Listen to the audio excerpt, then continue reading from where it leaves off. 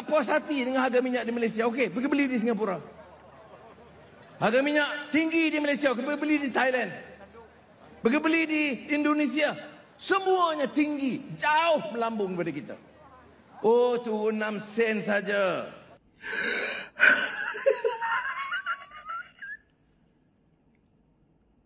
Teratur je kan jawapan. Teratur je kan jawapan. Daripada mulut seorang Perdana Menteri terbaik dunia. Walanun lah ya duk abang lagu tu. Takkan kok bagi jawapan macam tu. Lekehnya. Ini sama macam dulu kan. Dulu dia duk kata kat Ahmad Maslan. Alah ni dia pula. Hari tu dia kata apa? Kalau ayam mahal jangan makan ayam. Ni jawapan level-level tu lah ni. Kalau minyak Malaysia mahal, pergi beli minyak dekat Singapura.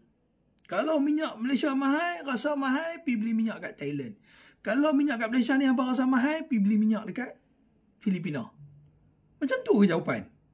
Aduh, awak bagi jawapan bodoh ni. Kalau, macam ni lah. Kalau kata nak bagi jawapan bodoh pun, bagilah ada cerdik sikit kan. Sepatutnya dia habaq lagu ni. Kalau minyak kat Malaysia ni mahal, pergi beli minyak dekat Iran. Kalau minyak dekat Malaysia ni mahal, pergi beli minyak dekat Libya. Kalau minyak dekat Malaysia ni mahal, pergi beli minyak dekat Venezuela.